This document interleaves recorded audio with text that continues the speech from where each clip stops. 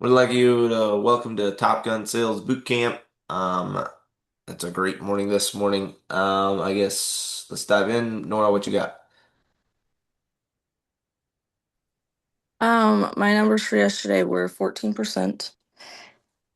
Uh, so a question that I had was, so when you guys did your like transitioning from like sales to servicing and vice versa, um, or like how do you guys handle like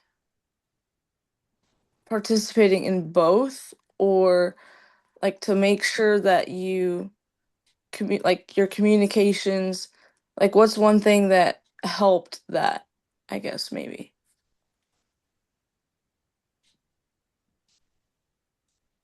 Kenny, your thoughts? I mean, for me, it was good to know what both in, because I did both. I know how to do both. Um, but it's hard. Like if doing both in the same day is very hard. Because you come home from the job and then even throughout the day, it's hard to stay on top of communication with everybody about other jobs if you're trying to focus on one job in servicing. Um, but I would say that transition, I mean, you do, if you're go like switching it from me to Luke, I would say we had both had to do a little bit of both for a time until we could get maybe, maybe transferred because until my jobs kind of ran out of, or when, because we have a process, I would say it's maybe a month where the jobs that I was working on as sales, when those got to completion, I then was able to be fully in sales. I mean, or fully in servicing, sorry. I still do some in sales, but not enough to keep me busy full time.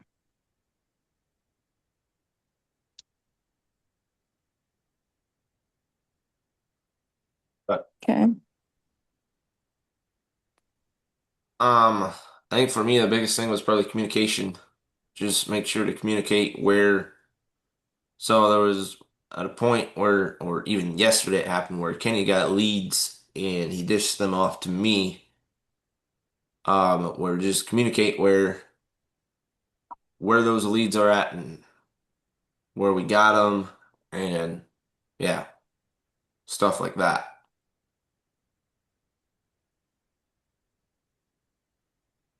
Okay. Or does that help? Or is there something Yeah. else? No, yeah, it does. Yep. Thanks. Anything else you got? I don't think so, no. Kenny, what you got? Um, so I was working on a job and we had some change orders, which we've had quite a bunch on this job. And there were a lot of small change orders, like adding one door, which is honestly it's not that big a deal. It's very easy to just do it, but it's hard to keep track. For me, it's hard to keep track of everything that changes within a job and make sure those changes get recorded and then also added to the original estimate and then communicated with the customer on, this is what's being added. I mean, they're obviously aware of why because we had a conversation about it and decided we wanted to go this route. And, but I didn't know if there was a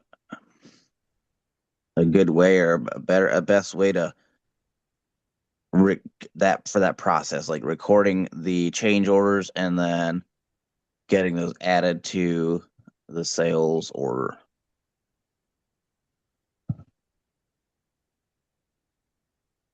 I would for sure get them a price on the change orders before you do the change orders or agree on a price. Um, but I don't know. Mark, do you have any thoughts on that? What's your markup on change orders? Like to put a door in, let's say. So you put a door in, it costs $1,000 if they put it on the front end. If they put it in a change order, obviously it's going to depend, right? But let's just say, it's about the same amount of work. It's not like you have to rip out anything. So let's say it's about the same amount of work. What would you charge for the change order of the door if you did $1,000 up front? How much more would it be after the fact?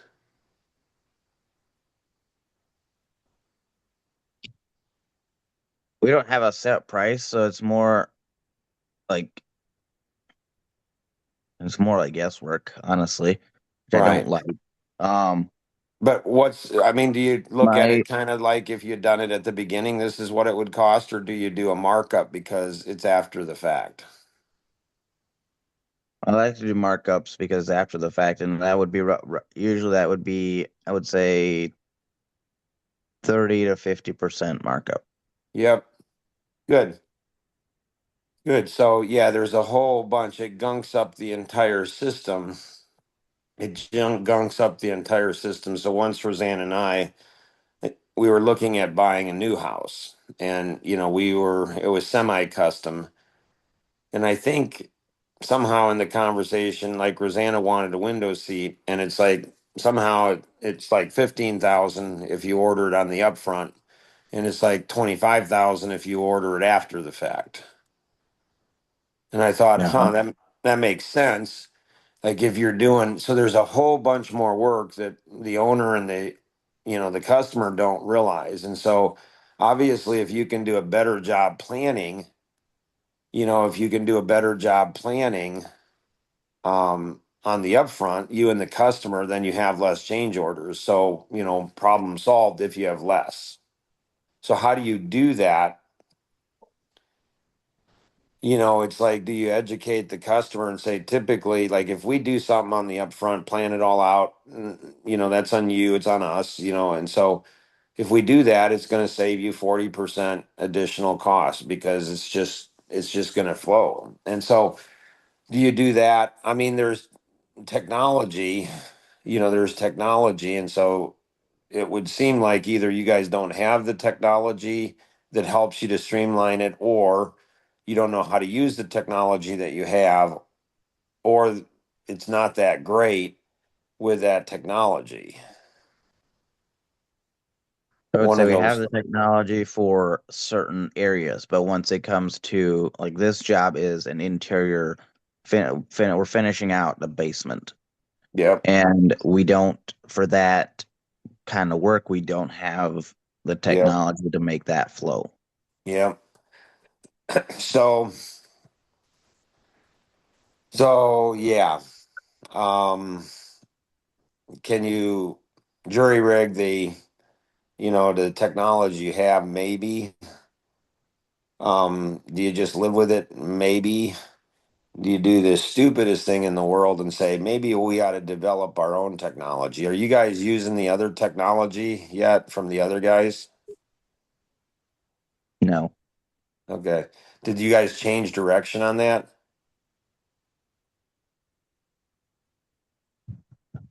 Well, Luke, where are we at on that? No, I haven't changed direction on that. We emailed them about some stuff that we want before we join, or they ask us, and I think they're working on that, getting that stuff. Yeah. So it's up to you guys. One thing I was thinking at the beginning is I don't know if I do a poor job, likely, at communicating the experience that I have. Or possibly people aren't listening carefully as to the experience I have. So in the past, I would often explain to people when I see it, hey, I have experience in this area. Now I'm just like, maybe there'll be some good lessons that they learn in this by doing it on their own. Like I could help them, but they didn't ask. So I'm just going to let them kind of struggle through it. So you ask in this situation, Luke, so there's a fair amount of experience that I've got in this stuff. And so there's multiple different options, which one's the most. But I mean, if I were you, I'm not. It's up to you guys. But if I were you guys, I would keep me highly in the communication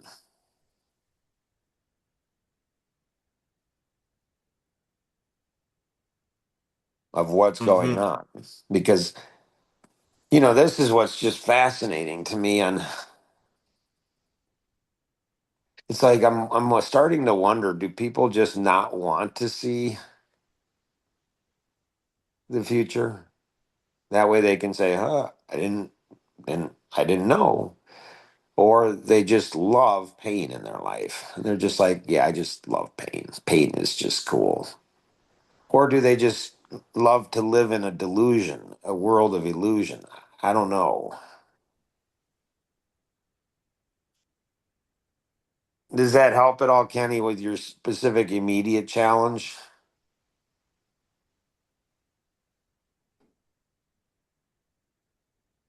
Yeah, I think so. Is this new technology? Do you think this might help or not? I'm not sure. I don't know that we asked, or I don't know that we talked about that specific thing.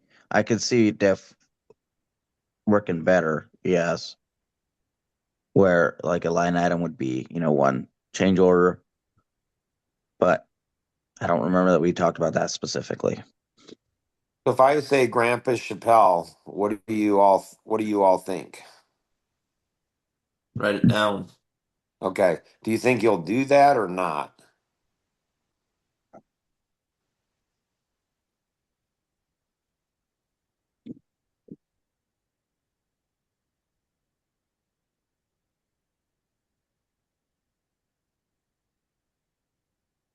Yes. That was a long time.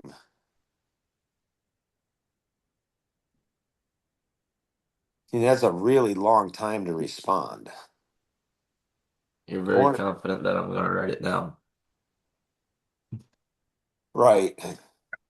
So when I was doing on the class 5+ rafting, I was thinking, what if Jason and Luke and Kenny were out here with Ben and I in this raft?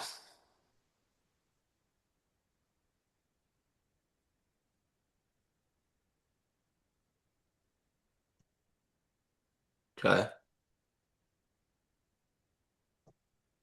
And so I thought, like, I'm very different than other people. Very different.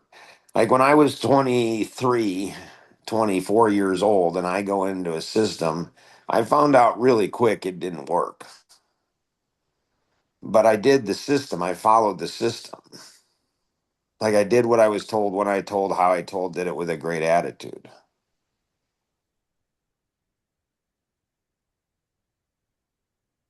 And and then when it didn't work, I just went ahead and says, well, what's working and what's not working? And how am I going to fix it? How am I not going to throw the baby out with the bathwater? How do I go ahead? Okay, there's concepts in here that are really great concepts. I mean, these things are really great concepts. Um, but the execution, it's like they said to execute, Mark, do this. I did it. When I did what they asked me to do, I came back and they said, well, it cost too much. I'm like, but you told me to do this. Well, we're telling you now that you can't. Really, I've extended myself out, and now you're saying you can't. I can't do what you told me to do. Yep. Well, that kind of stinks. But, I don't whine about it. What's the word? I don't create a fuss about it. I forget the word. Anyways, I'm going to memorize that word. It just is what it is, and so I just go around it. It's like, and so Ben on this trip, like we've done so much hiking, like it's insane. I mean, it is insane. So I asked him what he was thinking, and he says, it's really interesting, Dad. I love that you're 60. I have a 62-year-old dad that'll go on a class 5 and be fine. And then he keeps up with me when I'm hiking, and it's fine. Like, and he's, you know,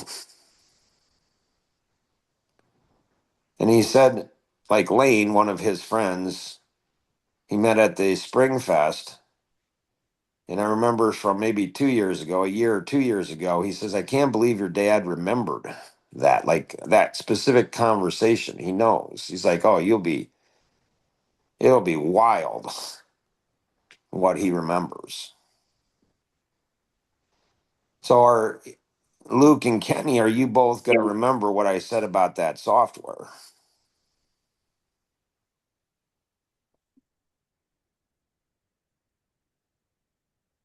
Probably not. Which, which is kind of like, why might that not serve you and Kenny and Dreamscape and all the people that you're serving and helping? Why might that hurt both of you and everybody around you?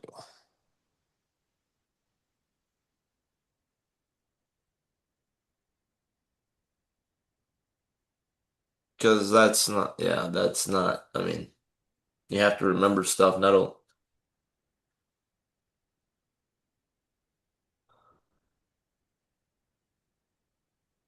Like I it's don't know. funny at the Spring Fest, there was that client of you guys.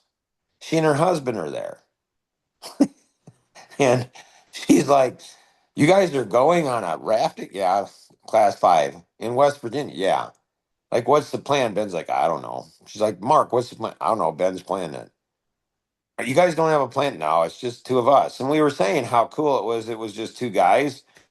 Like, there's no wives, there's no kids, there's no women. We don't have to worry about it. Just we'll figure it out. And she's like, you guys have rain jackets? I don't know. Maybe, maybe not.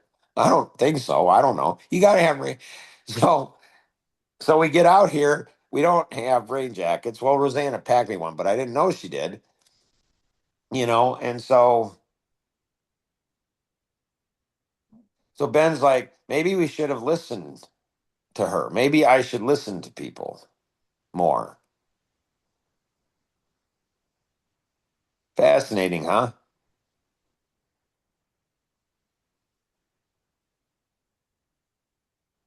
I thought it was. I mean, I thought it was like he's ignoring her. I'm like, oh, whatever, we'll figure it out. And the truth is, we did. But in life, sometimes you don't. Sometimes you don't. People don't make it out of the car. So, if, like prevents you from remembering, the ego prevents you from remembering what people told you. Like, yeah, I don't know. I'd be, might, you go down this path, it might not be the best path. Why? Why did I say that software might not be going down that path, might not be the best path?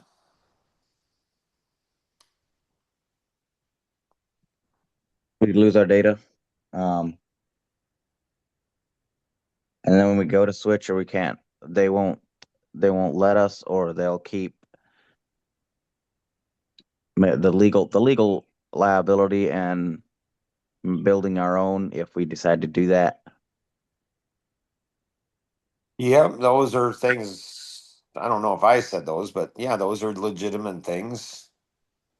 But the number one thing that I said is you might find that you're putting in more work giving them direction, and they'll work with you up until they won't. They're not going to be as fast as you guys are. I don't know if you guys have noticed this about yourself, self-awareness. You're both kind of impatient kind of guys, But I've right? noticed that, yes. Yeah, and you guys jump from one thing to another thing to another thing to another thing. It's like ADHD. Right. We had a Right. great coaching call on Monday about that. Nice. Nice. So, and so, you know, you get, you get into it, you get into it. And so, like, I don't know, do I teach you guys how to give the impression that you're listening when maybe you're not? Like, Nora, should I teach these two guys how to give the impression that they're listening when they're maybe not? Is that lying?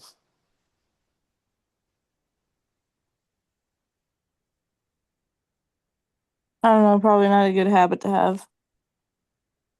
So I shouldn't teach them that?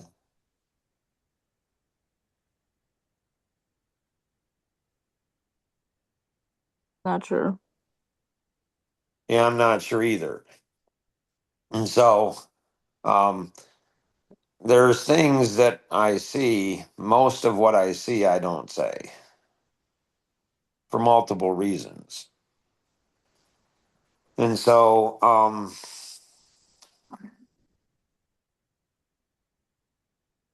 like when Tom Coons tells me a story, man, I write that on my heart, tattoo that on my heart. When Alvin Miller tells me a story, man, I tattoo that bad boy on my heart because those are significant stories.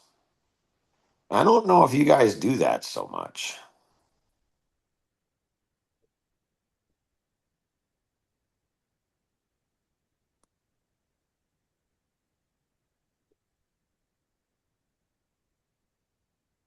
Probably Maybe not. not. Sorry, Nora, go ahead. I said probably not. So Saturday, we're going to learn with Tony about kindness, which is very different than nice. Have you guys all seen that video on nice versus kind?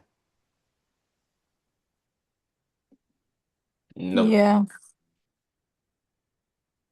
No. Yeah, it's a keeper. It's a keeper. It is a keeper, especially with you guys being raised Amish. The Amish are super, super nice. Maybe not kind.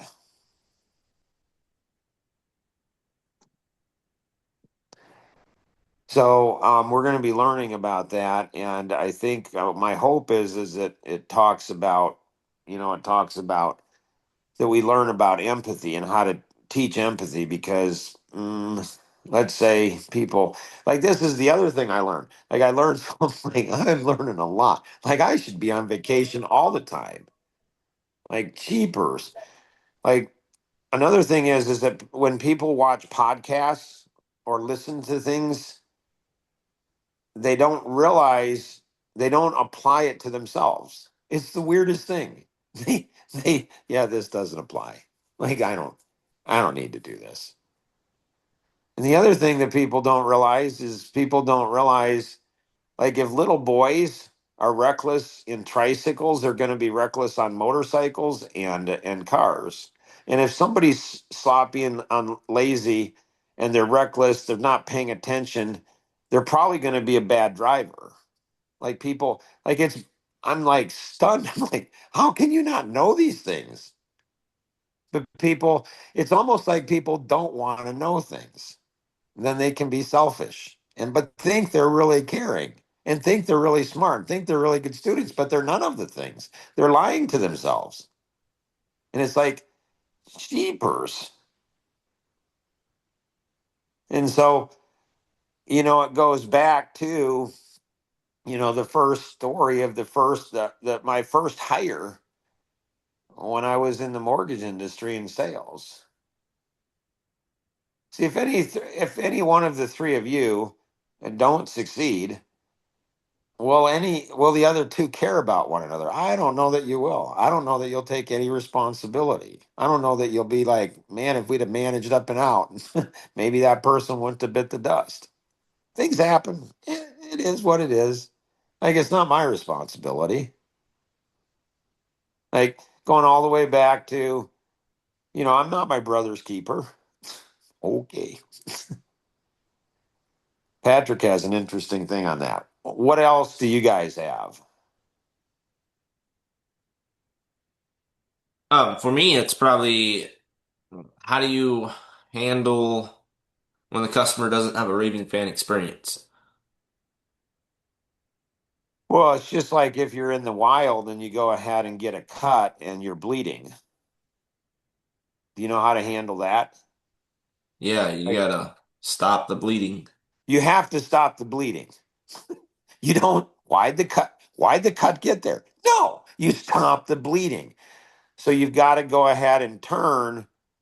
You got to go ahead and address that situation. And so in personality masteries, if you guys were going through the training in personality masteries, um, like you probably, hopefully, if you connect dots, you'd know different personalities have pain for different reasons. The reason they didn't have a positive customer experience is because of their person. If you try to solve somebody else's problems, their lack of customer experience based on your personality is probably not going to work. You've got to understand their personality, get down to the core, and you got to understand how each of the four personalities, and if you're dealing with a spouse, you've got twice as much or four times as much to deal with. So it's not, well, I'll just do this. It's not, it's not simple. It's not easy. It's just like, oh, just do this and it fixes it. Once you get the bleeding stopped, then you can look at and say, okay, is there any long-term injuries? Then you go and say, well, how did it happen in the first place? And you solve it at the core so it does so the person doesn't keep having it happen again. Does that help, Luke? Mm-hmm. Anything else any you guys have? I don't think so, not for me. So Nope. 1 to 10, how'd it go without me?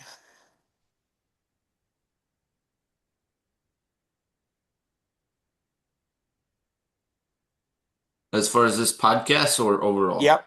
Podcast. Top Gun. maybe like a 5. Nora. I was thinking like 7. Kenny. 6. So um so we need to think about, how do we go ahead. So the counterintuitive thinking is what?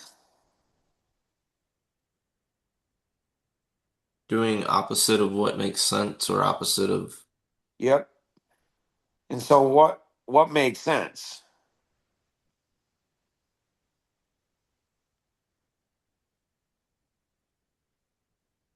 Mark to be back on. Mark, that makes sense. Like have Mark be back on.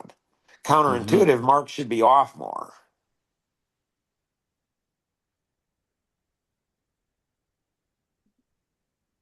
mm-hmm. So that's counterintuitive. And so, should he be on every other day? Should he take 1 week on and 1 week off? Where what do I want? What's my vision, passion? What do I want it to be?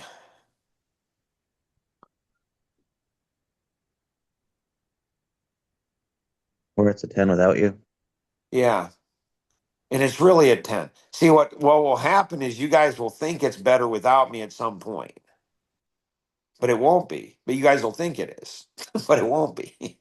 And I don't want that. But that's just natural. It's like, I got this, Dad. Okay, son.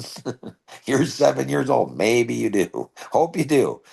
And you give them a chance to do it. And so, but yeah, the goal is to get it to where you guys can do it. So we got to run here. This is awesome. Good work. Congratulations. Appreciate you guys giving me the opportunity to go on an adventure of a lifetime. You guys have an amazing day.